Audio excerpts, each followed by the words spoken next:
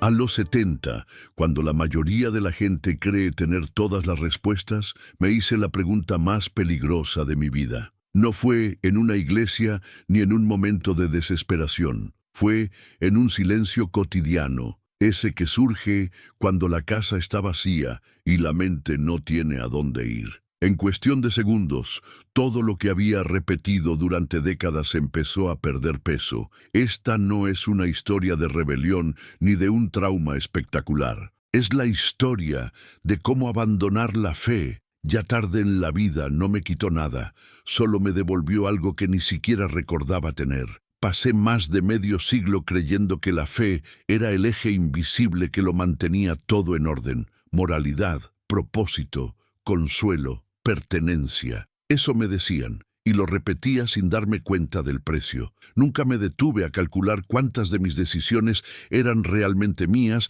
y cuántas para no decepcionar a un Dios, una comunidad o una idea heredada. La duda no me asaltaba como un grito, sino como un detalle fuera de lugar, demasiado pequeño para ignorarlo. Existe la idea errónea de que quienes abandonan su fe lo hacen por ira o tragedia. En mi caso, fue agotamiento intelectual, un cansancio silencioso por justificar respuestas predefinidas a preguntas que nunca dejaban de cambiar. Cuanto más observaba el mundo real, menos sentido tenía atribuirlo todo a un plan invisible que nunca se explicaba, que solo exigía confianza eterna. Lo que casi nadie menciona es que la fe no desaparece de golpe. Se defiende, apela a la culpa, a la memoria emocional, al miedo a equivocarse demasiado tarde. A los 70, el miedo no es al infierno, es al tiempo perdido. Y fue precisamente esta constatación la que abrió un espacio inesperado. Y sí, incluso ahora, aún hubiera libertad al otro lado de esa cuestión. Este guión no es un ataque ni un intento de persuadir por la fuerza. Es una propuesta inusual, mirar la vida sin el filtro de la fe cuando casi todos dicen que ya no vale la pena cambiar. Lo que sucede cuando alguien descubre que nunca es tarde para pensar por sí mismo seguirá sorprendiendo a muchos. Crecí en un entorno donde creer no era una elección, sino un estado natural. Al igual que aprender a hablar o respetar a los mayores, la fe llegó con ella, sin instrucciones sobre cómo desmantelarla posteriormente. Nadie dijo, demuéstralo, solo confía. Y la confianza, reiterada durante décadas, deja de parecer una apuesta. Se convierte en identidad. A lo largo de mi vida, acumulé rituales, frases prefabricadas y explicaciones automáticas para todo lo que me dolía o salía mal. Cuando algo bueno sucedía, era una bendición. Cuando surgía algo malo, era una prueba. Este sistema parecía cerrado, demasiado perfecto para fallar. Solo más tarde me di cuenta de que, precisamente por eso, nunca podría responsabilizarse de nada. El desconcierto inicial no surgió de un libro ni de un debate, sino de una simple pregunta que no recibió respuesta honesta. Si la fe es verdad, ¿por qué necesita estar tan protegida de la duda? Cada vez que abordaba esta línea de investigación, alguien cambiaba de tema, recurría al misterio o concluía con autoridad.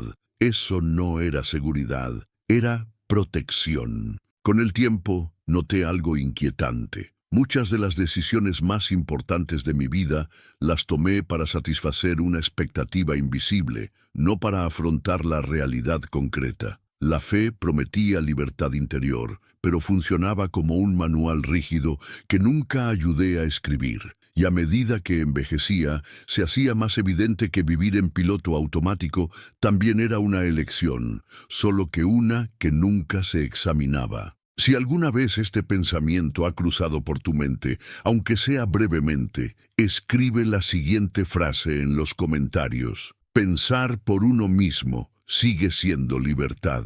Hay un terror silencioso en cuestionar las creencias después de toda una vida dedicada a ellas. No es solo el miedo a equivocarse, sino el miedo a descubrir que nunca las elegiste. A los 70, esa posibilidad pesa más que cualquier amenaza sobrenatural, porque no implica un castigo futuro, sino un arrepentimiento pasado. Y eso es algo que nadie te enseña a afrontar. Me di cuenta de que la fe funcionaba como un amortiguador emocional. Suavizaba las preguntas difíciles con respuestas demasiado simplistas. Muerte, injusticia, sufrimiento, azar. Todo se reorganizaba para no requerir una reflexión profunda. El problema es que, junto con la incomodidad, también empañó la claridad. Pensar demasiado siempre se ha considerado un riesgo espiritual, no una virtud. Cuando empecé a eliminar ese amortiguador, la realidad se volvió más cruda y más honesta. El mundo no se volvió vacío, como me habían advertido. Se volvió complejo,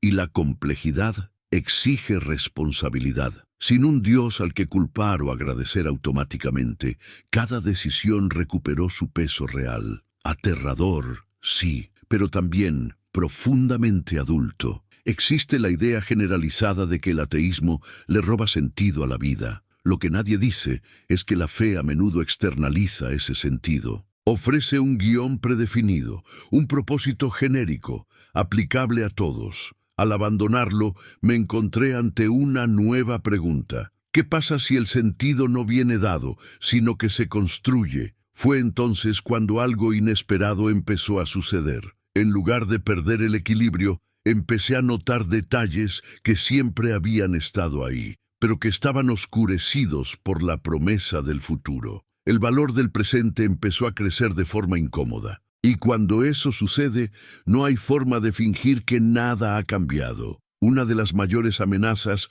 que me inculcaron sobre abandonar la fe era clara. Sin Dios, todo se vuelve permisible. Esta idea se repite tantas veces que termina siendo aceptada como obvia. Pero cuando finalmente me encontré fuera de ese sistema, surgió la verdadera pregunta. Si nadie me ve, ¿por qué sigo eligiendo no herir, no engañar, no abusar? La respuesta no vino de los libros sagrados, sino de la interacción humana. La empatía no nació en la religión. La cooperación no depende del dogma. La moral que solo sobrevive bajo la vigilancia divina no es moral, sino miedo bien gestionado. Y darme cuenta de esto a los 70 años fue, a la vez, humillante y liberador. Sin fe, mis valores no desaparecieron, quedaron más expuestos. Por primera vez, tuve que aceptar que ciertas decisiones eran mías, no mandamientos. Que el bien que hacía no era una inversión espiritual, sino una consecuencia directa de vivir entre otras personas reales, con un dolor real. Este cambio lo cambia todo. Cuando no hay recompensa eterna ni castigo invisible, cada gesto adquiere un valor diferente. La amabilidad deja de ser moneda corriente y se convierte en una decisión. Y las decisiones, tomadas conscientemente, revelan mucho más sobre quiénes somos que cualquier declaración de fe. Lo que pocos admiten es que este proceso no ocurre de golpe. Hay un momento específico, casi imperceptible, en el que la vieja estructura se derrumba y te das cuenta de que no te derrumbas con ella. Es entonces cuando surge una pregunta desconcertante. Si viví tanto tiempo creyendo que sin fe estaría perdido, ¿por qué ahora empiezo a sentirme más completo? Siempre me dijeron que, al abandonar mi fe, me encontraría con un vacío insoportable, un vacío existencial que nada podría llenar. Lo esperaba con cierta ansiedad, como quien anticipa un dolor inminente, pero el vacío nunca llegó. Lo que llegó fue espacio, un espacio silencioso, incómodo al principio, pero sorprendentemente fértil, sin la obligación de encajar cada acontecimiento en un plan divino. Los hechos podían ser simplemente hechos. Algunas cosas salieron bien sin mayor razón, otras salieron mal sin una lección oculta. Esta ausencia de narrativa forzada no disminuyó la vida, eliminó el exceso. Por primera vez, no necesité justificar el caos para seguir existiendo. Descubrí que gran parte del miedo atribuido al ateísmo era, en realidad, miedo a la autonomía. Cuando no hay una voz superior que apruebe o condene, solo queda la propia conciencia. Y asumir esta responsabilidad requiere madurez emocional, no desesperación. El vacío prometido era simplemente la ausencia de órdenes externas. Curiosamente, el silencio que siguió a la fe no fue frío, fue sincero. Un silencio donde los pensamientos no necesitaban alinearse con el dogma para ser aceptados, donde las dudas no eran defectos, sino herramientas. Y eso, a los 70, es más raro de lo que parece. Fue en ese momento que empecé a darme cuenta de algo que nadie me había dicho. Quizá la fe no llenaba un vacío, sino que ocupaba un lugar que podría haber sido mío desde siempre. Esta comprensión cambia la perspectiva sobre todo lo que viene después. Hay un dolor silencioso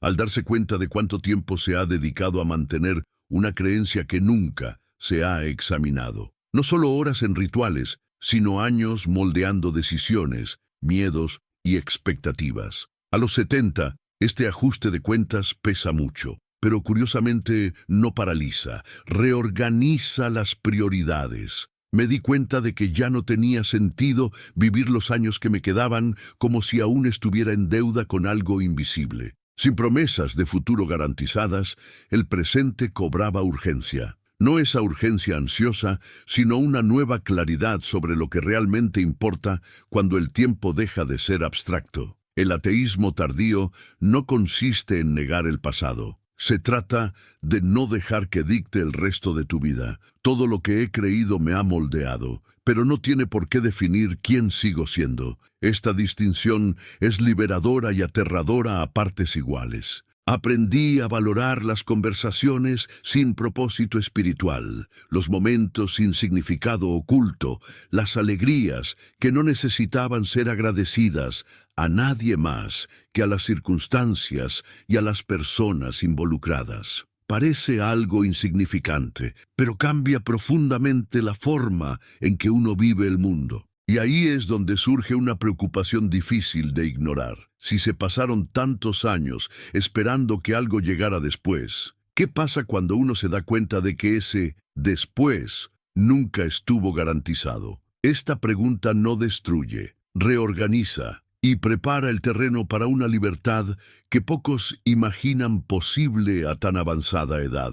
Una de las advertencias más frecuentes que escuché fue que, sin fe, estaría sola, que perdería mi comunidad, mis conexiones, mi aceptación. Había una amenaza implícita. Fuera de la creencia no hay pertenencia. Esta idea me acompañó durante meses, como un eco difícil de silenciar. Pero, una vez más, la realidad no cumplió la profecía. Algunas relaciones cambiaron, es cierto. Algunas conversaciones se acortaron. Algunas miradas se volvieron más cautelosas. Pero la soledad prevista no llegó. Lo que llegó fue un filtro. Las personas que permanecieron se interesaron por quién era yo, no por las creencias que representaba. Y eso reveló más sobre los vínculos que cualquier sermón. Descubrí que una comunidad basada únicamente en la fe es frágil. Depende de un acuerdo continuo. Los verdaderos vínculos humanos, en cambio, resisten la divergencia,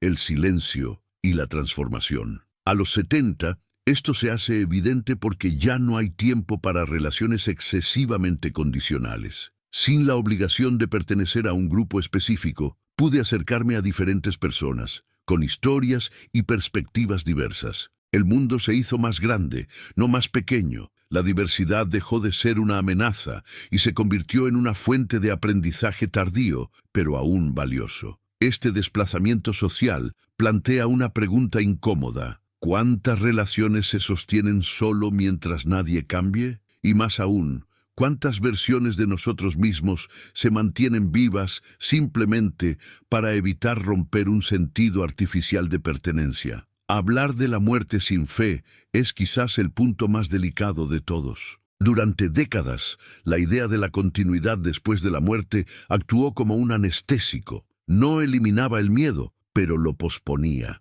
Cuando esa promesa se desvaneció, la muerte dejó de ser un paso y se convirtió en un límite. Y, curiosamente, esto no la hizo más cruel. Sin la expectativa de otra vida, esta adquirió un valor casi inmediato. Cada encuentro, cada mañana común y corriente, cada conversación banal, empezó a tener un peso distinto. No había eternidad que compensara la despreocupación. Esto no genera pánico constante, como muchos imaginan. Genera atención. La finitud no le ha quitado el sentido a la vida, sino que ha eliminado la procrastinación existencial. Esa idea de que siempre habrá tiempo después. A los 70, comprender esto sin la muleta de la fe resulta incómodo, pero profundamente honesto. No se puede negociar con el tiempo, solo coexistir. Me di cuenta de que la promesa de la inmortalidad espiritual a menudo nos distrae de la urgencia de vivir bien el presente. Suaviza las pérdidas, pero también diluye las presencias. Cuando esa promesa se desvanece, el dolor es más directo, pero el amor también es más completo. Y es en este punto donde surge otra fisura silenciosa. Si la muerte es el fin y no una puerta, ¿por qué desperdiciar lo que queda viviendo bajo reglas que nunca elegimos conscientemente? Esta pregunta no exige una respuesta inmediata. Simplemente insiste en permanecer.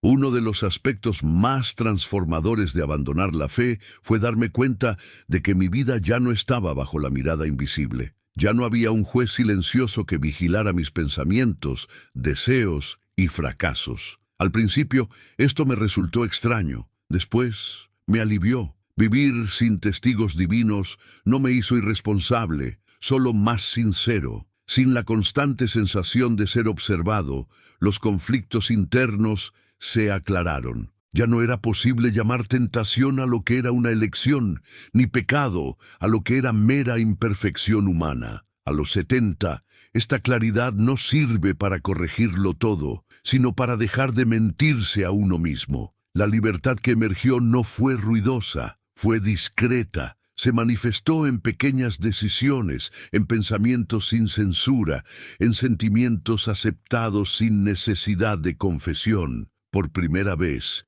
mi vida interior no necesitaba explicación ni absolución. Me di cuenta de que gran parte de la culpa que cargaba no provenía del daño real causado a otros, sino de reglas internas heredadas que nunca cuestionaba. Sin fe, estas reglas comenzaron a perder su poder, no por rebeldía, sino por falta de fundamento. Y esto plantea una pregunta que pocas veces se afronta con honestidad.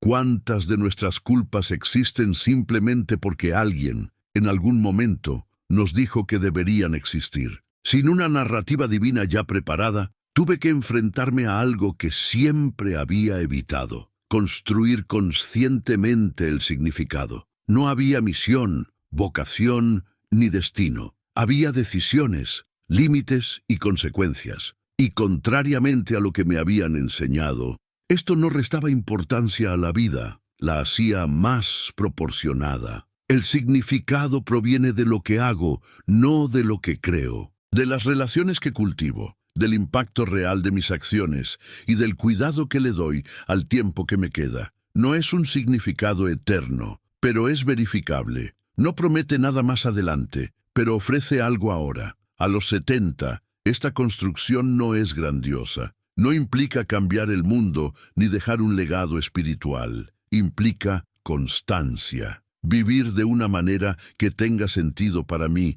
sin necesidad de alinear cada paso con una doctrina que nunca se ha puesto a prueba en la práctica. Esta forma de vida exige atención constante porque no hay respuestas automáticas, pero también elimina el miedo a equivocarse ante una autoridad invisible. Los errores vuelven a ser experiencias de aprendizaje, no fallos morales absolutos. Esto cambia por completo la relación con el propio pasado. Si esta reflexión te resuena, muestra tu apoyo de forma sencilla. Dale me gusta a este contenido, suscríbete y activa la campanita de notificaciones para seguir siguiendo conversaciones que pocos se atreven a proponer. Revisar la propia historia sin la perspectiva de la fe es un ejercicio delicado. Hay decisiones que hoy parecen extrañas, decisiones tomadas por miedo, no por convicción, pero culpar al pasado no trae claridad, solo reveses.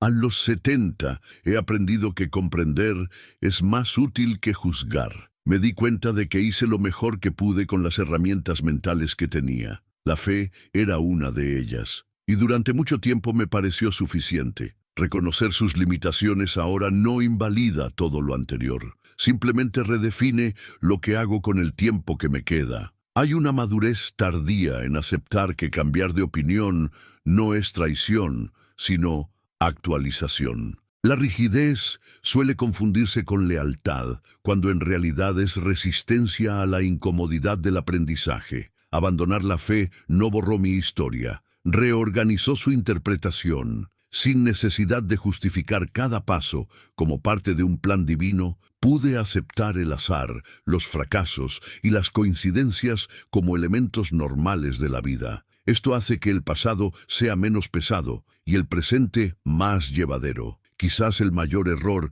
sea creer que la constancia requiere permanencia. A veces, la constancia requiere la valentía de cambiar cuando las viejas soluciones ya no funcionan. La idea de que ciertas transformaciones tienen fecha de caducidad es una de las mentiras más persistentes. A los 70, abandonar la fe no fue un acto de negación, sino de afirmación tardía, una afirmación de la capacidad de pensar, revisar y elegir hasta el final. La libertad que encontré no vino con euforia, sino con tranquilidad. Una tranquilidad que surge cuando ya no hay necesidad de defender creencias frágiles ni temer dudas sinceras. La vida continúa, sin garantías, pero también sin amenazas invisibles. No se trata de convencer a nadie de que abandone algo. Se trata de demostrar que la reflexión no caduca, que cuestionar no es un lujo de la juventud, que cambiar de opinión puede ser señal de lucidez, no de debilidad. Si algo he aprendido en este proceso es que la fe prometía libertad futura, mientras que el pensamiento crítico ofrecía libertad inmediata. Una no necesita de la otra para existir, y, para mí, al final, una de ellas fue suficiente. Quizás no estés listo para abandonar ninguna creencia, quizás nunca lo estés. Pero si este guión ha dejado incluso una pequeña pregunta abierta, entonces ha cumplido su propósito. Porque, al fin y al cabo, pensar por ti mismo nunca ha sido una cuestión de edad. Siempre ha sido una cuestión de valentía.